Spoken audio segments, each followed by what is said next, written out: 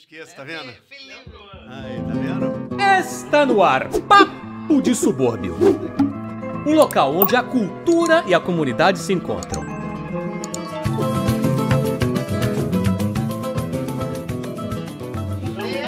Galera, pra você que tá aqui dando uma moral pra gente do Papo de Subúrbio, hoje a gente tem um episódio que a gente tá aqui um tempão tentando costurar e eu tenho certeza que você vai se amarrar. A gente tá aqui com uma personalidade suburbana, uma pessoa que é uma referência intelectual, uma referência das ruas, dos atravessamentos suburbanos, alguém que eu sigo e que indico que todo mundo siga. A gente tá aqui com a Carol, eu conheço como Carol, eu chamo de Carol, mas a maioria das pessoas conhece como Dandara, inclusive tá aí já uma pergunta pra começar. Primeiro, obrigado, Carol, você tá aqui com a gente, pô. Eu que agradeço. Eu sempre brinco que quem vem pra cá atravessa o Rio de Janeiro pra chegar na ilha. Mas você falou que é da ilha, não, então já tava familiarizada, né? É, uma memória afetiva, né? Foi bom. Carol, te agradecer demais por você estar aqui hoje. Que agradeço. E eu vou começar fazendo uma pergunta que é autoexplicativa, mas você precisa, né, externar isso pra todo mundo que ainda não te conheça, caso não conheça. Sim. Como é que surge a Dandara suburbana? Gente, uma longa história, né? Em 2017, eu comecei a fazer um projeto que se chama Ataré Palavra Terapia, que é Ataré é uma pimenta da costa da África, que tem muitas propriedades anti-inflamatórias e tem uma propriedade também de preparar a palavra, né? Porque os povos africanos, eles têm essa ideia de que a gente produz conhecimento com o corpo inteiro, né? E não só o cérebro. A gente é muito ligado a essa que a intelectualidade pra gente geralmente é um movimento de pensar, né? Do cérebro. Só que pros povos africanos é o corpo inteiro que produz conhecimento, então você precisa preparar o corpo para poder trazer conhecimento, para poder partilhar conhecimento. E palavra é muito importante. Então a ataré é uma pimenta que a gente mastiga para aquecer a boca, aquecer aqui a região, né, das mandíbulas, a boca, a garganta, o esôfago, o estômago, para proferir boas palavras, né? Então eu falo que é a pimenta que aquece o corpo para uma boa fala, né? E aí esse projeto Ataré Palavra Terapia, 2017 eu começo a fazer, que era de oficinas de escrita.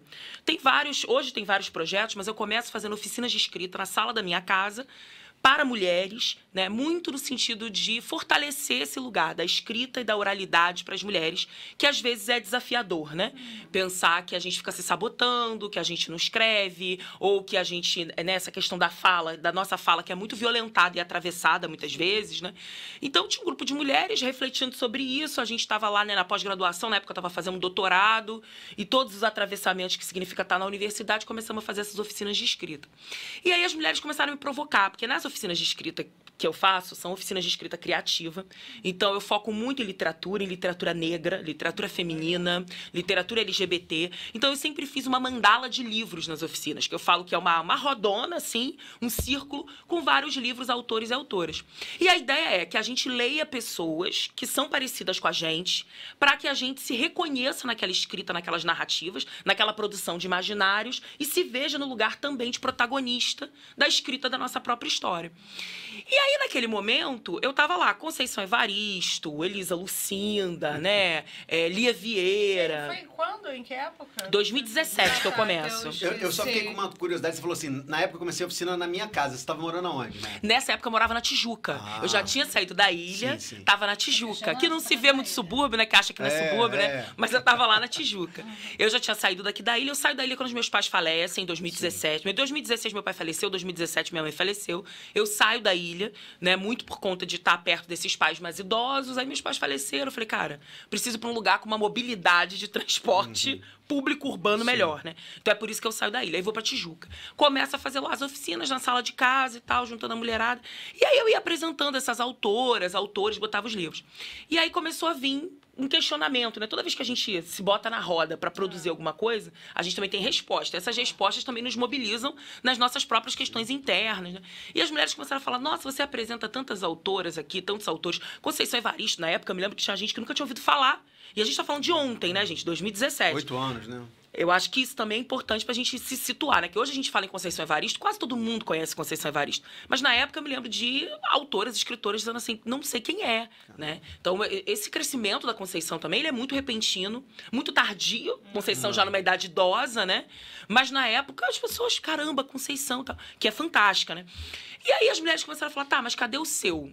Cadê a sua literatura? Você está aqui apresentando poema, conto, crônica, romance, né? Uma própria teoria também, ele lidava com alguns livros acadêmicos, mas cadê os seus textos, né? Cadê a sua produção? Você está apresentando um monte de mulheres. E eu me lembro que na época, né, eu levei isso para mim, né? E aí eu já escrevia muito, mas a produção literária ficava ali meio, né, sempre muito professora, já na academia um tempo, a minha produção criativa, de uma literatura mesmo, mais lúdica, ficava ali guardadinha, né? E aí eu comecei a botar isso para jogo. Foi quando eu comecei a ir pros saraus. Em 2018, eu já comecei a frequentar muitos saraus, né? Eu acho que o sarau também é algo muito importante dos nossos subúrbios. São espaços importantes de sociabilidade, de troca, né? Tanto em termos de música, samba, poesia, comida, empreendedorismo. Acho que o sarau movimenta tudo isso. E eu comecei a frequentar muitos sarau em 2018, já nessa perspectiva de, cara, vou botar meus textos para jogo. E aí uma amiga me questionou uma vez, ela falou assim, cara, mas porra, te apresentar aqui no sarau, Carolina Rocha, todo mundo conhece Carolina Rocha como professora, ativista, né, pela universidade, esse negócio é muito sério. A gente precisa de um negócio diferente aí para te apresentar uma outro aspecto seu, e eu sempre fui muito engraçada, brincalhona, né. Ela falou assim, não, não tá combinando, a gente precisa de um nome artístico para você. Essa amiga era da poesia, mas também do samba, produtora cultural. Ela falou, a gente precisa de um nome artístico. E aí eu fiquei pensando, nome artístico, ela aí, a gente precisa criar uma página no Instagram, na época era um Instagram que estava já bombando, o Facebook já estava mais fraquinho e tal. A gente precisa criar uma página também só para os seus textos autorais, porque afinal você está fortalecendo um monte de gente a escrever e botar suas vozes no mundo, e cadê a tua literária também que não está rodando? E aí a gente ficou naquela ela falou assim, já sei, Dandara. Dandara é um nome africano, é um nome forte. Dandara representa, né, teria sido esposa de Zumbi dos Palmares, né, uma das lideranças políticas do Quilombo dos Palmares. Então tem um aspecto de resistência negra, né?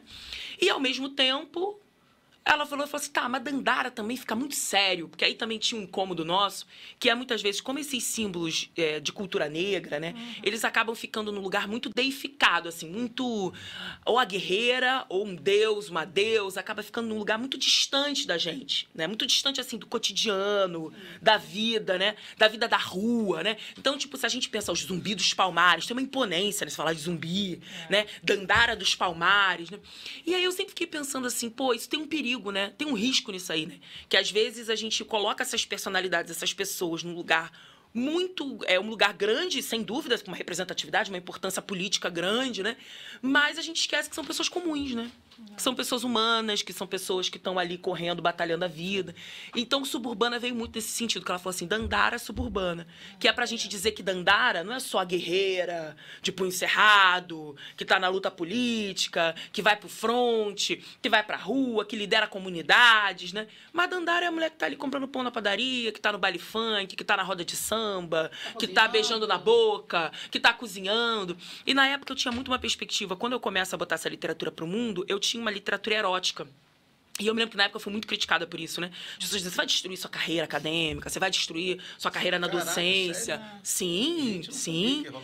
Porque essa literatura erótica, as pessoas... O Brasil é um país conservador. Tinha um pouco de preocupação também, porque, de fato, o Brasil também não é para amadores, né? E tinha essa coisa, o Brasil é um país muito conservador, você falando dessas coisas. Mas, para mim, era muito importante fazer uma literatura que não fosse só da gente falando de racismo, mas uma literatura que fosse falando dos nossos subúrbios, do nosso cotidiano, da nossa religiosidade, que é múltipla, da nossa fé, do samba, do funk, do prazer, da libido, sim, que é importante, da raiva, né? A minha ideia sempre foi construir uma literatura humanizadora, assim. Como que dá pra gente olhar pra encruzilhada mesmo, né? Olhar para uma encruzilhada do que a gente é. A gente é um monte de coisa, né? A gente é professora, a gente é ativista, a gente algumas são mães, a gente é namorada, a gente é namorado, a gente é professor, a gente é humano, a gente erra, a gente sente raiva, a gente sente medo, a gente sente tesão. Tesão é importante para tudo que a gente faz, né? Então a ideia sempre foi trazer muito cotidiano mesmo, né? A vida como ela é, né? E não só uma idealização, né? Do que é essa vida, em ficar muito preso numa imagem única, né? Eu sempre gostei de Travessia da Encruzilhada. Eu nasci 19 de fevereiro, que a astrologia diz que é cúspide, né? A data cúspide, porque está exatamente entre Aquário e Peixes. Então, eu sempre fui das encruzilhadas, né? Nasci ano bissexto. Então, eu sempre estava ali, ó. Então, eu falei assim, não, peraí, né? A encruzilhada faz parte do que eu sou, né? Então, fui aceitando aos poucos que é isso mesmo, uma diversidade de coisa. E aí, pronto. Dandara Suburbana, eu achei Suburbana muito bom. E aí, essa coisa da cerveja também, que a gente sempre gostou, de estar escrevendo com a cerveja, de estar falando, né? desse lugar do bar, do boteco, do que a gente constrói no boteco, do que a gente constrói na rua, na praça pública, né? Eu sempre gostei de praça, sempre gostei de fazer aula pública, sempre gostei de ir pra beira da rua, porque a beira da rua tu tem um público que tu leva, que tu chama, antecipadamente se organiza pra estar contigo, mas a rua tem pessoas aleatórias, assim. A rua tá falando na rua, daqui a pouco vem uma pessoa que tava passeando, a outra que tá trabalhando, a outra que tá correndo com pressa, a outra que tava mexendo no celular e de repente escuta uma palavra. Eu gosto disso, né? Então fazia muito sentido esse Dandara Suburbana. E aí ficou Dandara Suburbana. Aí eu criei a página do Instagram, 2018. E hoje você tem uma dupla personalidade, porque fala assim, Não é fala dupla. com a Carol Rocha. Dandara. Carol? Que Carol? Fala com a Dandara. Não. Ah, é a Dandara. Não é dupla, é múltipla. Ah, é verdade, é encruzilhada. Pra gente sair desse binário, né? Não, tá certíssimo. Que não é um binário, né? Não é um paro binário, né? Não é par, né? massa que não É chega encruzilhada lá, você mesmo. não sabe, É a né? diversidade mesmo, né? Nossa. É olhar pra essa encruzilhada. E aí foi isso, porque aí Dandara Suburbana também é a página onde eu falo o que eu quero, onde eu coloco lá minha literatura, coloco o que eu acredito, minha espiritualidade, né? Que eu sou do candomblé. Pra mim também impacta muito no tudo que eu produzo hoje. Enfim, e aí as pessoas falam, não consigo entender bem o que você faz um monte de coisa. Eu falo, é isso mesmo, né? A gente é isso, né? A gente faz um monte de coisa. A gente pode, sim, organizar uma imagem que a gente queira estar relacionado só a uma coisa. É uma escolha, né? E tá tudo bem, ela é legítima. Mas, no fundo, a gente é um monte de coisa, né? E a gente vai transitando. Mas o que eu acho bacana desse caráter multifacetado da Dandara é que a Dandara é muito boa em tudo que ela faz, praticamente. Então, assim, eu tô Você que falando tá dizendo. do que eu conheço. Então, cara, você escreve muito bem, né? Você é uma formadora, né? Incentivadora da literatura, da escrevivência cotidiana, preta, feminina, mas, de modo geral, suburbana. Sim. Você tá organizando, tá junto de um livro de organização muito suburbana. Bem, né? Com uma autoridade, com uma propriedade. Ela chega Fiquei muito aqui, bem, né? Onde ela nossa. chega, ela tem essa Olha presença. olha que eu interrompo, mas não consegui nem interromper. Eu falei, nossa. Tu é chato, né? Tu interrompe pra caramba mesmo, tô brincando. É porque a Valesca, quando ela quer falar, ela fala, independente de onde estiver. Não. Agora, É uma presença. o que eu ia Te pegar... interromper, porque você Pode me não interromper à fala vontade, você tem todo o direito. O que eu queria saber Boa, Valesca. é um pouquinho dessa trajetória da Dandara Sim. na infância suburbana dela, né? Você falou aí da tua espiritualidade, da tua religiosidade. Ela já é algo que vem na ancestralidade, que vem na tua família, que vem na tua relação cotidiana. Eu quero entender um pouquinho a tua criação, qual era o teu chão original dentro desse subúrbio plural também. Sim. Isso é muito bom, uma pergunta boa pós-Dia dos Pais, né? Opa! é isso, né? Ontem eu tava com as minhas irmãs e a gente tava falando sobre isso. Porque a gente foi criada dentro de escola de samba, né? Então, o meu chão é a escola de samba, é o samba. Meu pai e minha mãe eram sambistas e feirantes. Então, acho que tem esse lugar do samba, Qual escola de samba? Fala. União da Ilha do Governador, o meu pai, Desculpa, tá? Mangueira, minha mãe. Caraca! Minha mãe era mangueirense, né? Inclusive, tem histórias maravilhosas, assim, lá da Mangueira, com Cartola, com Dona Zica. Caramba. Namorou aquela, né? Teve um relacionamento ali também amoroso na família. olha. Minha mãe tava lá no buraco quente. Então, tinha Olha, as coisa histórias boa, dela hein? lá da Mangueira, e o meu pai da União da Ilha. Então, os dois sambistas e os Você dois sabe como eles se conheceram, não? feirantes. No samba. Ah, claro. Mas em qual samba? Da onde? Qual samba é? Mangueira Eles se ou conheceram na Mangueira? Imperatriz Leopoldinense, você Caraca. acredita? Nenhum, nem outro. Mas tá no subúrbio, isso que importa. Tá no subúrbio, tá no Pô, subúrbio. que bacana. Meu Mas pai tem também na Zona gostava Sul? muito da Imperatriz. Tem, escola de samba não tem. Tem umas que são clementes, tem umas que são na Zona Sul, né, Tem, cara? tem. Samba se faz em qualquer lugar. É? Tudo bem que eu prefiro o subúrbio, tô Ah, brincando. tá com essa cara de quem tá defendendo o subúrbio. Então eles se conheceram no samba e os dois feirantes, né? Então, essa coisa do comércio também, acho que marca muito a minha infância e adolescência. Essa coisa do camelô, do comércio, da feira livre, né? Quantos filhos? Você falou que tava conversando com seus irmãos? Minha mãe só teve eu, né? Então, eu sou filha única por parte de mãe. Meu pai teve 9 filhos. Pô! 9 filhos. Então, seu Alfredo Fumaça, né? Deu uma circulada Era aí. perigoso, era perigoso. O homem era- Perigosíssimo. Fumaça, né? Fumaça, perigosíssimo. Então, era muito desse lugar, assim. Então, o que eu me lembro muito da minha infância, essa relação com o samba, que nem sempre foi tranquila. Acho que em determinado momento teve muito uma questão de que, você não... Porque, assim, tinha um conflito, né? Essa relação com meu pai, com a minha família, parte de mãe, sempre foi uma relação mais conflituosa. Então, o sonho da minha avó, a maior preocupação da minha avó, por exemplo, quando eu era criança, adolescente, era: você não vai ser passista de escola de samba. Caramba. Né? Porque aí tinha essa ideia como passista, como um corpo exposto, como uma mulher vulgar, né? Como tá no samba o lugar que não é de gente que deu certo, né? Então, você sair do samba seria dar certo, né? E aí tinha também, minha família é uma família interracial, minha mãe era uma mulher branca, meu pai um homem negro. Então, tinha muito essa família, parte de mãe, com o ideal de que o samba era coisa de vagabundo, né? Seu pai é vagabundo, porque é sambista, né? Depois eu demorei um tempo para construir outras memórias e narrativas sobre meu pai, né? Por exemplo, meu pai teve muitos defeitos, era mulherengo, né? Era boêmio, não bebia, mas era boêmio assim das noites. Sim. Mas meu pai nunca foi vagabundo, trabalhava pra caramba, ralou pra caramba, né? Mas esse imaginário, né, da ligação do samba, né? E com essas personalidades do subúrbio, meu pai era um grande suburbano, né? Aquela coisa do malandro, meu pai tinha a coisa do malandro, a roupa de linho, o sapato de couro bicolor, entendeu? Tinha essa coisa sempre muito bem vestido. Aquela bolsa. Na bolsinha dele, muito cheiroso, né? Com um bom relógio, né? Porque essa coisa também do homem negro que tem que, né, chegar, né? Sim. Também tem uma estética que tem que estar ali representando. Então, isso tudo representava para minha família, a parte de mãe, durante um bom tempo, uma ameaça, né? É vagabundo, né? Isso não é um exemplo bom pra menina, aquelas coisas. Preconceito grande. E meu pai vacilou, né? Nas coisas que ele tinha que vacilar com a minha mãe, mas muitas coisas eram muito... Depois eu fui entendendo esse imaginário racista mesmo, né? Sobre o subúrbio, sobre pessoas negras, sobre o próprio samba, né? O samba é muito cheio de estereótipos, né? Ainda hoje, a gente fala de samba, mas assim... Ainda hoje, né? Então tinha essa ideia de que sambista era vagabundo. Então...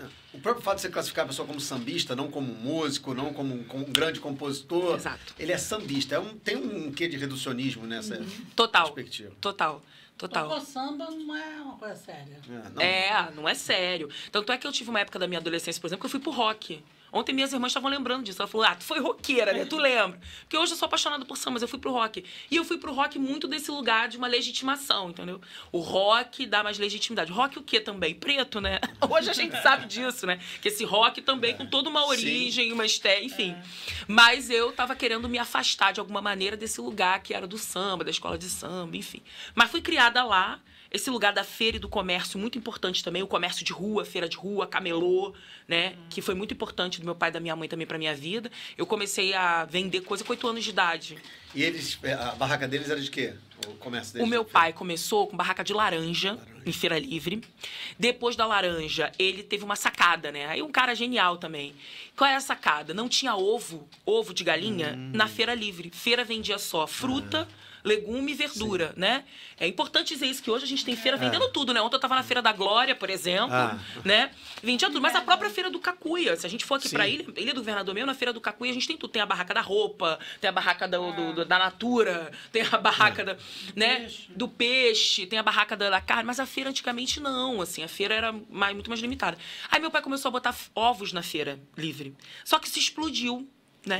Então ele começou com os ovos, aí ele começou a ter depósitos de ovo, que ele fornecia os ovos para os feirantes. Caraca. E aí depois meu pai chega a fornecer barraca.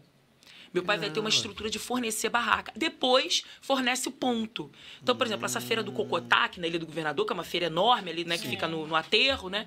Meu pai que era o fornecedor das barracas, junto com outros sócios, né? De barraca, da estrutura, do ponto. Aí meu pai começa a abrir ponto em outros lugares, na ilha e fora da ilha, né? Aí vai se juntar na época, a gente tem mais ou menos nos anos 80, 90, uma luta muito grande dos camelôs, né?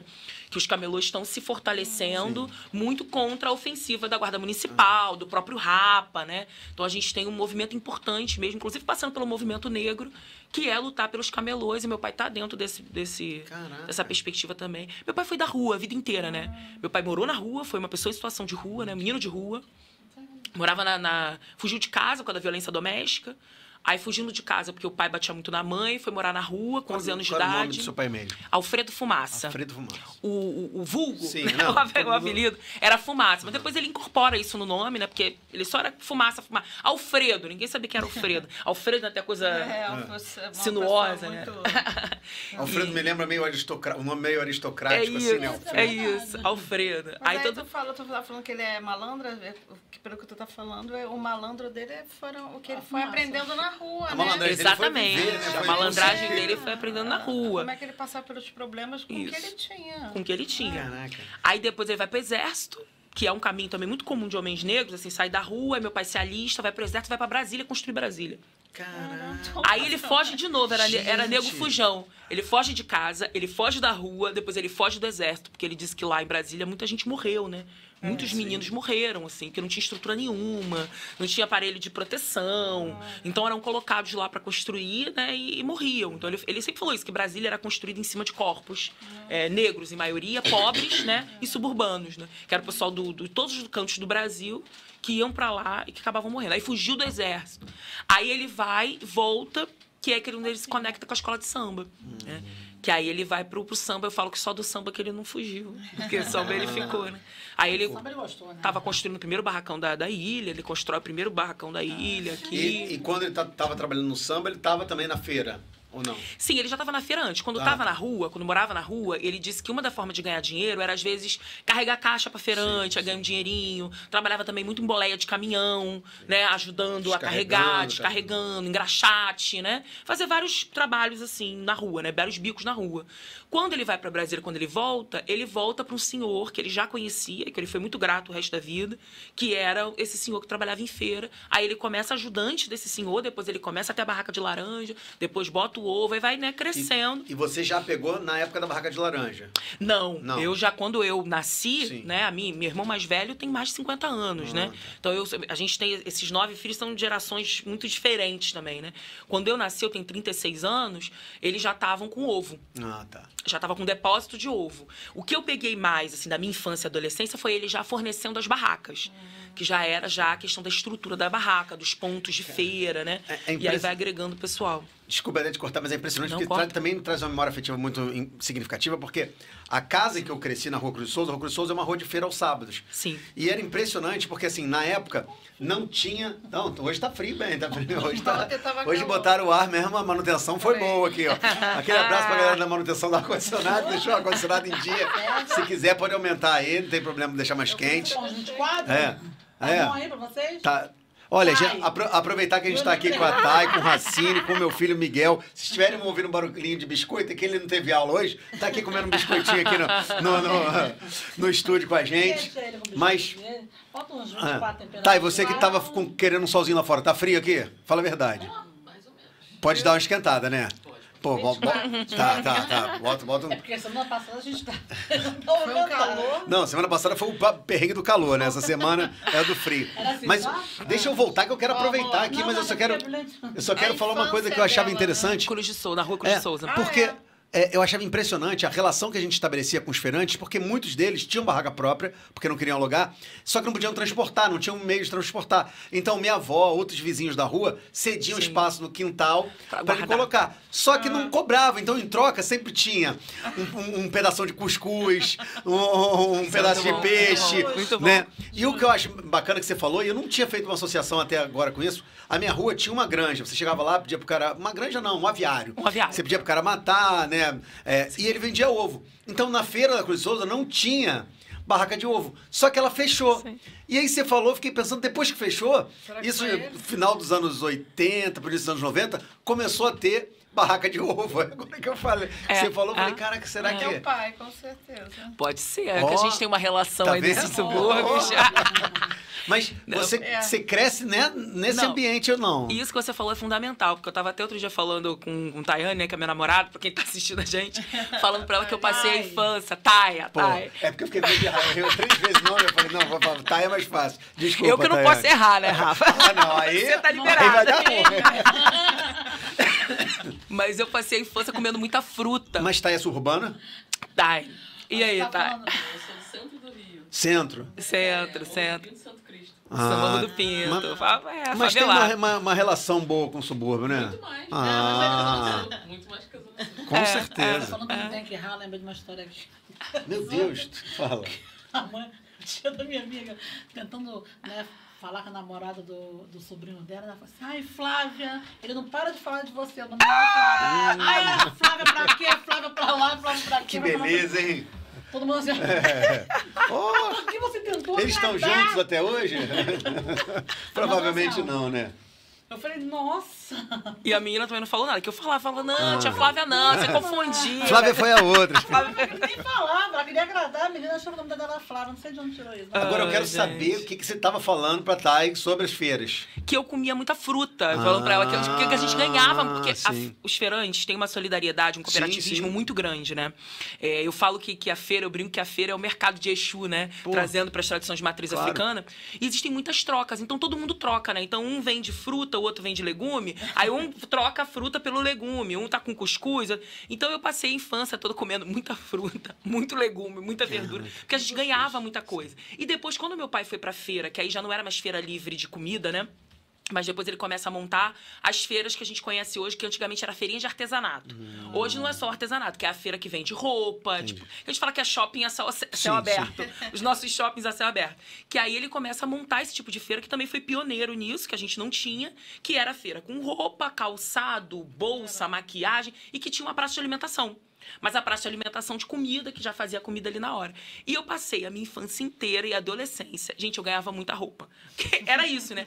O pessoal vinha muito antigamente de Petrópolis, porque Petrópolis era aquela potência, né, de venda de roupa. Petrópolis e Teresópolis. Vila dos Teles também tinha. Vilar dos Teles, o jeans.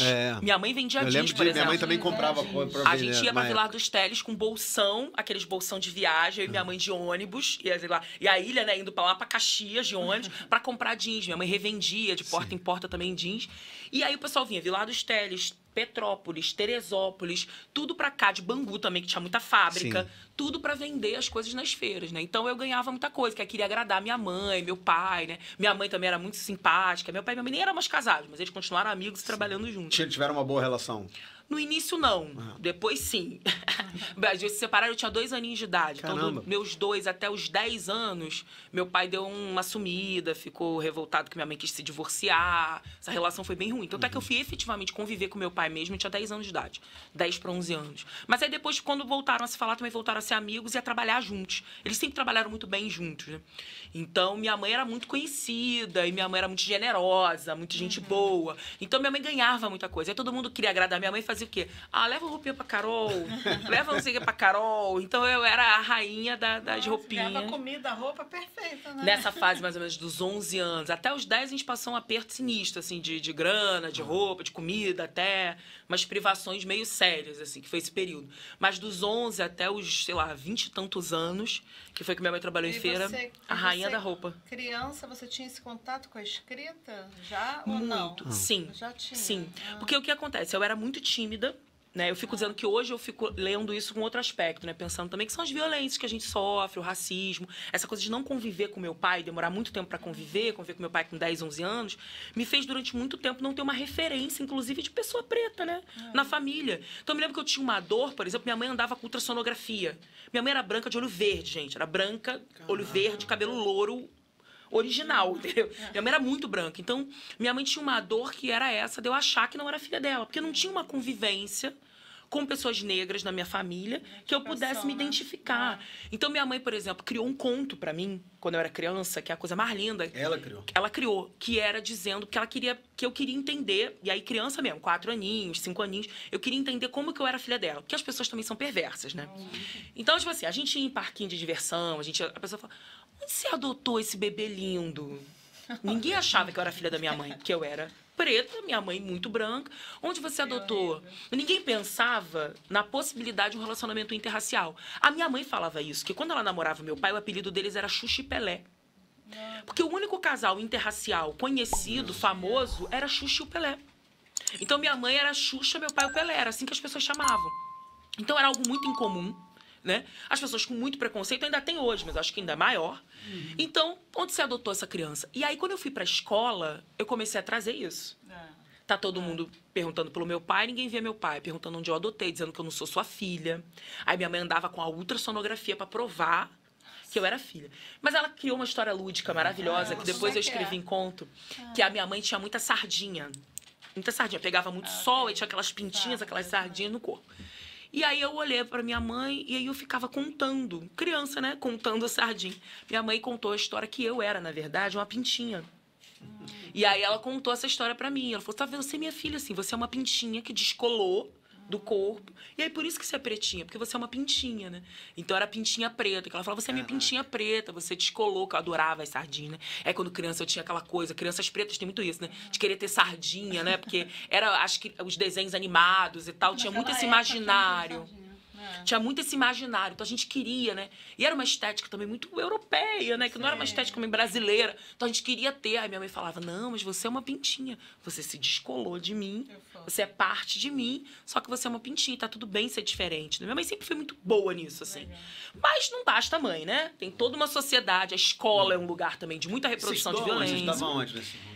Eu estudei, primeiro eu começo a estudar em São Cristóvão, porque minha mãe trabalhava em São Cristóvão. Tá. Então, quando eu era, antes, por exemplo, da idade infantil, né? Educação infantil, eu fiz toda em São Cristóvão, né?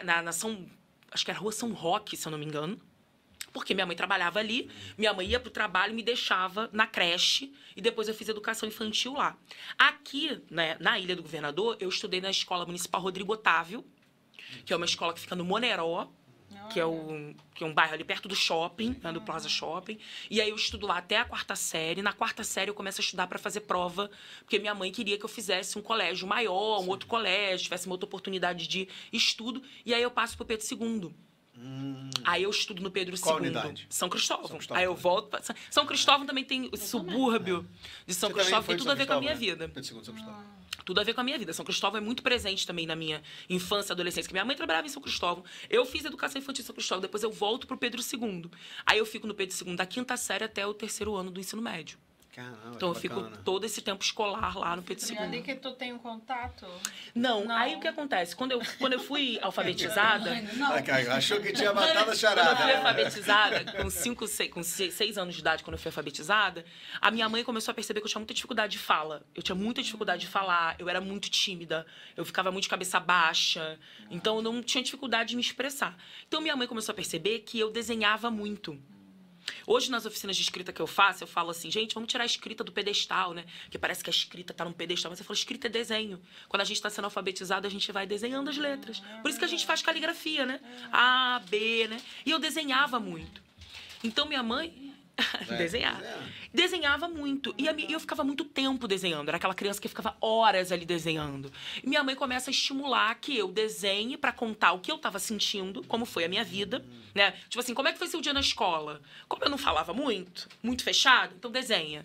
Aí eu desenhava. Legal enxergar isso, né? E depois a escrita. Porque aí ela começa a estimular a escrita. Então, por exemplo, eu gostava muito... Aí eu começo a gostar muito de escrever desde a alfabetização. E ela me estimulava. Então, ela também passava grande parte do dia na rua trabalhando. Só me encontrava à noite e eu já estava quase dormindo. Então, ela começa a deixar bilhetes e cartas para mim. Então, quando ela sai para o trabalho, ela deixava bilhetinho na cozinha, cartinha. E eu para ela, para a gente ter uma troca maior. E aí, ela começa a incentivar que eu transforme essa escrita também em livrinhos. Então, eu fazia uns livrinhos. Eu tenho uns lá de quando eu tinha 8 anos, por exemplo. Que aí eu contava umas historinhas. A minha mãe era datilógrafa de profissão.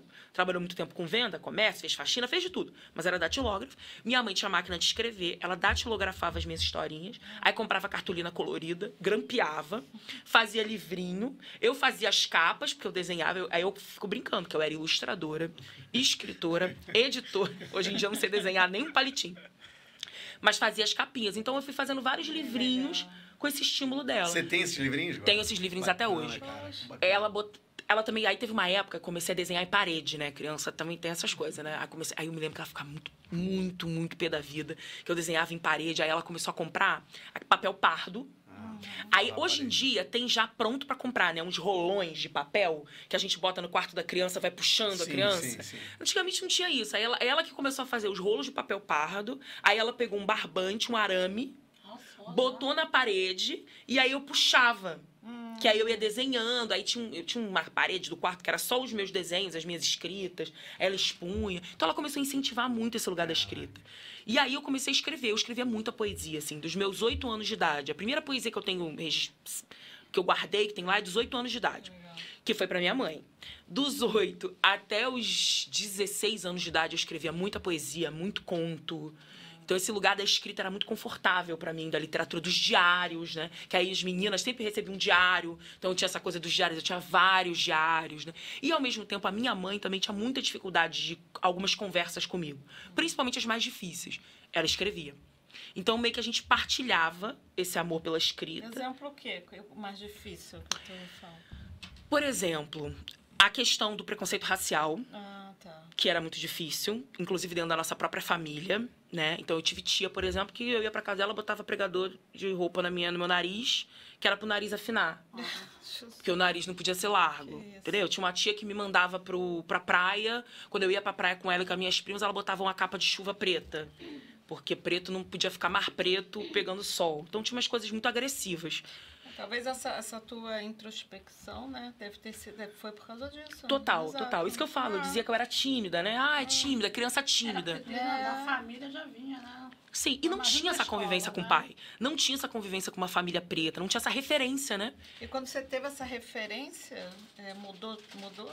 Porque você hoje é uma pessoa completamente diferente. Completamente dessa que diferente. Você era isso, né? Só que é isso. estava presa. Isso. Foi muito difícil no início, a convivência com meu pai. Mas aí muito por conta dessa questão do abandono, né? Eu claro. culpava, eu tinha raiva, né? Você me abandonou, você sumiu, você não foi presente. Então, isso foi muito difícil de superar. Mas eu me lembro, por exemplo, a primeira festa de família que eu fui, eu tinha 12 anos, foi a primeira viagem que eu fiz com meu pai. Minha mãe me liberou pra viajar com ele. Meu pai tinha uma casa em Iguaba. Iguaba grande. Bacana. A cara do subúrbio também, né? Iguaba pequena. Iguapinha, Iguaba, Araruama, é a cara do subúrbio. Tudo uma coisa só, né? Meu pai tinha casa lá igual. E aí, meu pai ia com meus irmãos, ele organizou uma viagem que ia a família toda.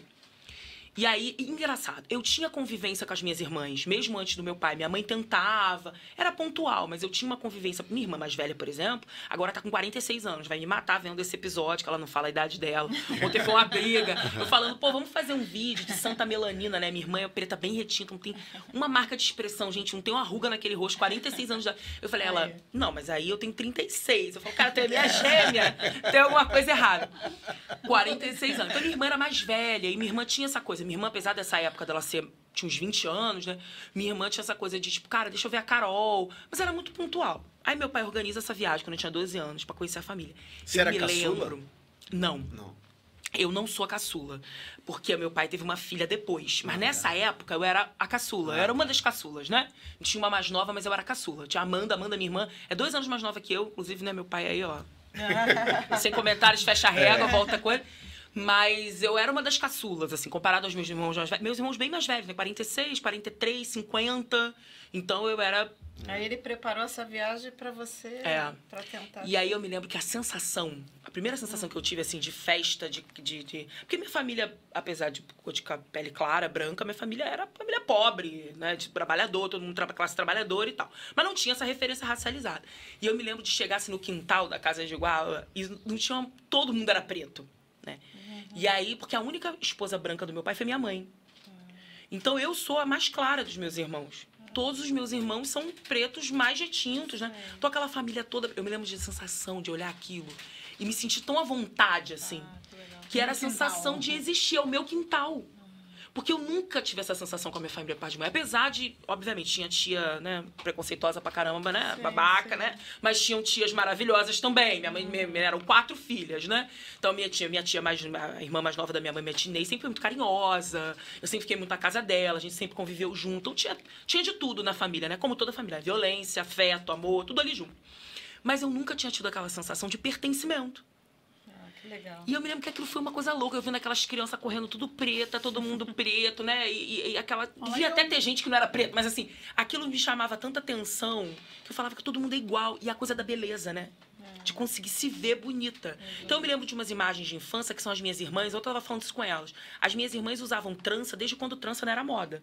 Que agora, né, a trança virou uma coisa muito mais palatável, todo mundo, uma estética que as pessoas conhecem. Usar trança no cabelo, usar implante. Na época que as minhas irmãs tinham 20 anos de idade, ninguém fazia isso. Todo mundo era o quê? Ferro quente, Enê. É verdade. A minha geração já foi a guanidina, hidróxido, que eram os alisamentos, os relaxamentos de raiz, né? Beleza natural, que na época também da minha adolescência era muito famoso, que era você... O cabelo podia ser cacheado, mas não crespo. Então era você abrir o cacho, tinha que estar relaxado o cacho, aquele cachinho miojinho, mas aquele cabelo muito arrumadinho, né? Não era o cabelo crespo mais solto. E as minhas irmãs usam trança desde sempre. Então, eu tinha uma memória que eram as minhas irmãs, antigamente a trança, Pra você fazer cachinho, hoje em dia tem um monte de tipo de fibra, né, gente? Hoje em dia tem trança que imita dread, trança que imita... Esse aqui chama twist, que é assim, enroladinho. Não, esse tá lindo, ficou muito bonito. Tem o rasta, né? Tem vários modelos. Naquela época não tinha. Então era o Rastafari, que é esse modelo que a gente conhece mais, daquelas trancinhas feitas uma a uma, né? Horas. A minha irmã tava falando que era 12, 14 horas fazendo cabelo. Hoje em dia você faz em 6, uma cabeça toda, que não é muito tempo. Pô, 6 anos não consigo, não. O que, não é fácil, não. E aí a minha irmã, elas enrolavam assim a trança, davam uma enroladinha assim na trança, e prendia e botava dentro da água quente, água fervendo. Que era, quando soltasse, ficava um outro formato. Ficava trançado, mas com formato de cacho, né? Pra mudar o cabelo, né? E eu tenho essa imagem, assim, delas na cozinha, com água quente. Eu falava assim, gente, com cabelo, que todo mundo tinha um cabelo, ou era trança, ou era crespão, ou era black. E eu falei assim, os meninos de cabelo black, eu me lembro de ficar menino de cabelo, que a gente quase não vê o cabelo dos meninos, né? Que as meninos raspam, né? Raspa o cabelo, né? E eu me lembro daquilo, eu ficava olhando. E foi quando eu me senti bonita pela primeira vez, que aí todo mundo dizia o quanto que eu era bonita. Eu me lembro que meu pai tava quantos anos que você falou? Essa aqui é 12. 12. Então era uma idade também bem estratégica, mas daquela idade, né? Que aí já começa a sair de infância, aborrecente, uma coisa, né? E essa coisa da beleza, da estética, pega muito forte nessa fase, né? Então eu me lembro que eu olhava para as minhas primas eram todas muito brancas, minha prima lourinha, minha prima que era da minha idade era lourinha, e aí todo mundo ficava na minha família, ai, o anjinho louro, ela é a mais bonita da família, o anjinho. Meu outro primo também de olho claro, ai, um anjinho. E eu nunca tinha essa narrativa. Não era um anjinho. Eu era inteligente. Como que eu me destacava? Eu era inteligente. O que é a Carol? Carol é muito inteligente. E aí eu estudava muito. Porque o jeito que eu encontrei pra me destacar e pra ter um lugar foi sendo a melhor. Então eu era melhor. Eu estudava muito, eu era muito nerd, eu era muito focado, que aí o elogio era esse. Mas não, beleza. E eu me lembro quando meu pai chegava pras pessoas e falava assim, essa aqui é a Carol da Eugênia. Subúrbio também tem muito isso. Quem é essa aqui? A Carol da Eugênia, né? Não é qualquer Carol, é a Carol da Eugênia. Né? Agora eu e Eugênia, né? A gente tá convivendo, Carol vai conviver com a gente. Eu me lembro que todo mundo olhava pra mim e falava, como ela é linda! Eu nunca tinha ouvido isso. Linda. Tipo, então eu me lembro que isso ficou tão marcado, né? Depois aconteceram vários atropelos nessa viagem, gente. Deu barraco, deu confusão, deu problema. Mas aí é tipo família, né? A família. Meu pai também não era danado, meu pai não era fácil, não. Meu pai era grosseiro, não tinha muito jeito. Um cara muito marcado também por muita violência. Sim, hoje então você meu pai era entende, brutão, né? e eu acostumada. Eu era menina da mamãe, minha mãe era. Entendeu? Eu era filha única da minha mãe era todo aquele mimo, minha filha é tudo, eu era tudo, né? Então eu era uma menina mimada pela minha mãe. Chegava lá, meu pai já era outra. Filho, não pode ter muito mimo, não pode ter muito carinho, senão fica mole, né? Tinha aquela ideia de uma rigidez. A vida dele, né? Foi dura na rua. É isso. Então a educação pra ele era, quanto mais duro você fosse, menos chance de o filho dar errado. Minha mãe já era. Não tive muito amor, minha mãe teve uma criação também muito árida. E era, pô, vou dar todo o amor que eu puder pra essa menina, porque ela é tudo pra mim. Então, minha mãe era aquela mãe super carinhosa, super do toque, do carinho, do mimo, do faço tudo por você. E o meu pai não era. Então, deu treta na viagem também. Mas eu me lembro que uma das coisas mais importantes era aquela coisa da beleza. Tipo, ninguém nunca tinha dito que eu era bonita. Todo mundo, ai, que linda. Mas, nossa, mas ela é linda. Nossa, mas é a sua cara e a da Eugênia, perfeita. E também nenhum questionamento, que era o que eu sempre tinha na família parte de mãe, que é... Mas é filha da Eugênia? As pessoas falavam pra minha avó assim, sua neta? Minha avó é... Minha avó falava, minha avó olhou muito azul. Minha avó falava, é minha neta. Minha avó nunca deu muita confiança. Minha avó era seca, minha neta. Aí a pessoa, mas você via que tinha um constrangimento, né? E como eu ir lá, não, era tudo, ai, a sua cara é da Eugênia. Nossa, mas ela é a cara da Eugênia. Eu me lembro quando a pessoa falou isso pra mim, eu falei, gente, nunca ninguém tinha dito que eu era a cara da minha mãe. Né? Porque essa coisa da cor da pele, as pessoas nunca achavam, já diziam, nossa, a cara do pai. Mas eu sou muito parecida com a minha mãe. Você é mais parecida com a sua mãe? Não, acho que é uma mistura dos dois, mas a boca da minha mãe, né? E eu falei assim, cara, por que ninguém nunca disse que eu era parecida com a minha mãe, assim? E eu me lembro de todo mundo falando, cara da... Ai, mas eu te peguei no colo, ai, não sei o quê. E aí aquela coisa muito, muito gostosa, Foi assim. bem acolhida, então, né? Fui. Legal. Esse teu contato com a religiosidade também vem nesse momento, Carol? Vem do meu pai. Do seu pai. Porque aí o que acontece? Minha família parte de mãe católica, minha avó era muito católica. Eu era muito católica, eu fui catequista, eu fiz crisma, eu era aquela pessoa mesmo, o coroinha da igreja ali, né? Eu ficava dentro da carola da igreja, era eu. Até porque tinha muito essa coisa, né? Como é que eu faço pra me destacar? Assim, muito inteligente, muito certinha, muito corretinha, né? Tinha essa coisa também muito muito andar na linha, né? Porque tinha essa coisa que a minha família falava, ó, essa menina vai dar errado que nem o pai, tem o sangue do pai. Se você não tomar cuidado... Meu Deus. Se você não tomar cuidado, essa menina... Então, minha mãe também tinha tomar muito... cuidado, você não vai acabar escrevendo conto erótico. É um Tô brincando. problema. Vai ser suburbano escrevendo conto erótico. Vai gostar de samba. Isso aí, olha, vai dar um problema. Vai dar um problemão, meu. Você nem imagina. Não deu, né? Não tava errado. Caraca. E aí tinha muito isso. E minha mãe, muito... Aquela coisa de mãe solo também, né? Uma responsabilidade danada. Minha mãe tinha muito medo, né? E aí eu tinha essa coisa de não decepcionar minha mãe, que eu via a luta ali da minha mãe, entendeu? Então, tipo, caramba. Não pra igreja, que a igreja é um lugar seguro. Igreja católica, né? Família católica. E aí, eu saio da igreja católica de um padre italiano. Eu frequentava São José Operário, não sei se vocês conhecem, que é essa paróquia, claro, né? Paróquia grande, eu era muito conhecida na igreja. Se o pessoal da igreja estiver vendo, vai ver. O padre italiano chegou pra paróquia de São José. Tinha acabado de chegar. E aí, na época, a igreja estava vivendo um pouco da renovação carismática. Sim. Isso era muito forte na igreja católica. E tinha uma parte da igreja que o pessoal falava em línguas, né? Tinha uma parte da igreja de manifestação lá, né? Do Espírito Santo. Ninguém fala isso da igreja católica, mas isso também fez parte da história da igreja católica. A gente olha muito para as igrejas evangélicas sobre isso. E eu comecei, né? Tava lá no grupo que falava em língua, que tinha manifestação do corpo, que o corpo já dava uns arrepios, o negócio. E o padre chamou minha mãe. Aí o padre... E a minha mãe falou com o padre, falou, olha, eu acho melhor a senhora tirar sua filha da igreja. Foi ele que falou isso pra minha mãe. Ela não vai ser feliz na igreja. O que ela tem, a espiritualidade dela, não vai encontrar um lugar confortável para se manifestar aqui dentro. Se eu fosse você, eu procurava um outro lugar. Aí eles nem falavam, né? Que também não ia ousar falar. E a minha mãe ficou com aquilo. E aí era uma época também que eu tava tendo muito pesadelo. Aí a mãe falava assim, onde é que eu vou levar? Aí ela falou, tá na hora desse pai... Não. Teu pai... E foi aí que ela teve... Sim, pra porque aí ele procurar falou, ele. de repente alguma coisa do espiritismo, né? Que aí fica tudo no genérico nome espiritismo, né? E eu tinha muitos pesadelos nessa época. Já via gente, ouvia gente. Foi uma época perturbada. Não, menina, eu já fiz esse acordo já com a minha espiritualidade há muito tempo. Falei, gente, eu não quero mais ver nada. Faz eu sonhar que é melhor. Eu não dou conta, eu não sou medrosa. Uma macumbeira medrosa. Quando eu vejo assim, alguma coisa que eu acho que é um vulto, eu já me tremo inteira. Também. Caraca.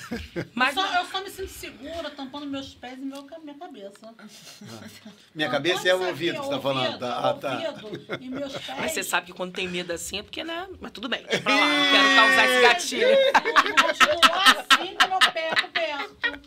Mas eu tinha uma mediunidade muito aflorada, né? Então foi uma época que eu tinha muito essa sensibilidade.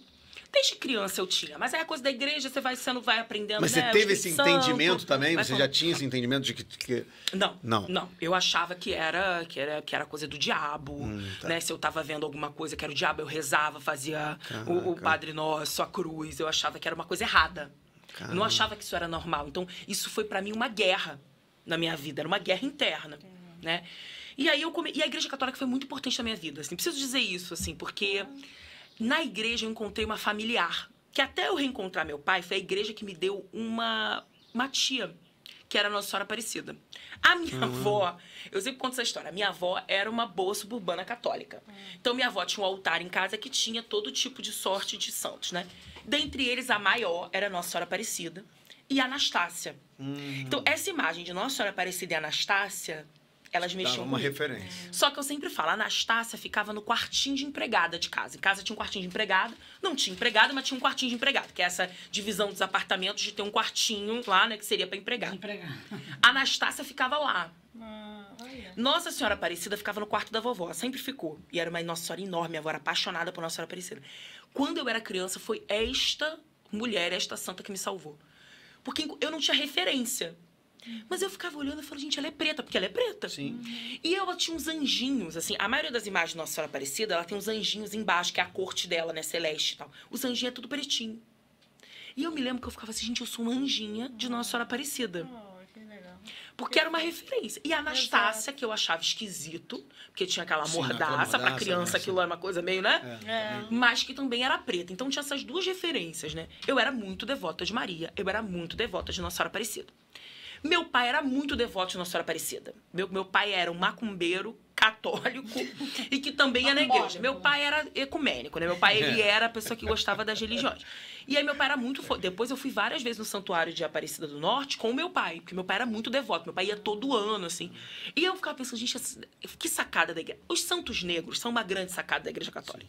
Porque é você dar legitimidade para aquele grande número de fiéis, cada vez maior, que era de pessoas negras, que estavam sendo catolizadas, evangelizadas pela igreja, e que não tinham referência, que não iam conseguir se aproximar de santos que eram só santos brancos. Você tinha que ter alguém que fizesse essa referência. As Irmandades Negras vêm muito desse lugar, né?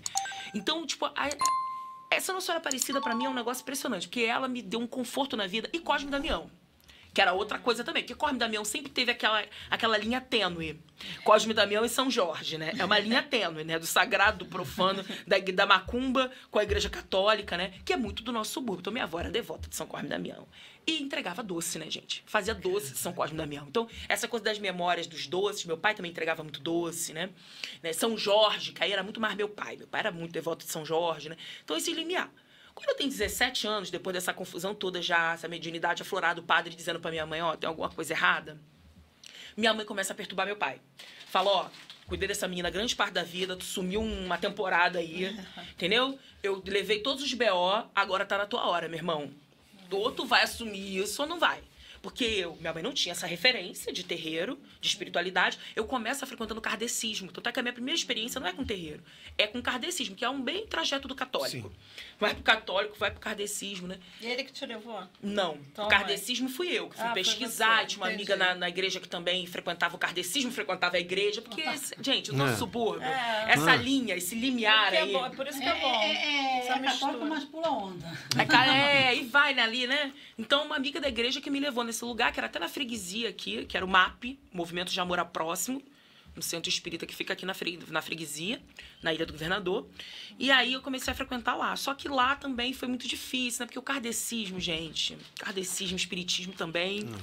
E aí já tinha muitas coisas que eu achava esquisita. E aí eles começaram a falar que os espíritos ancestrais, que o preto velho, por exemplo, era inferior. Tinha um papo desse. Eu fui achando aquilo tudo muito estranho. Porque aí eu já estava também adolescente. Sim. Já tinha um certo letramento racial do Pedro II, que foi muito importante na minha vida, assim, com a de Pedro II.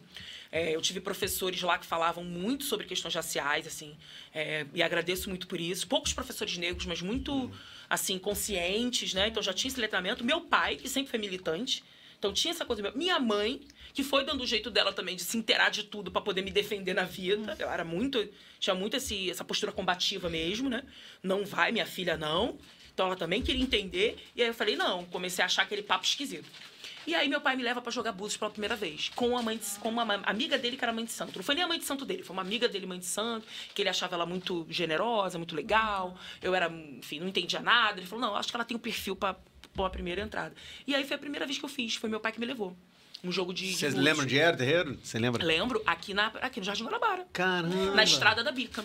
Caraca. Na Estrada da Bica. Na Estrada da Bica. Em frente àquele posto... Ainda tem um posto de gasolina ali na Estrada da Bica?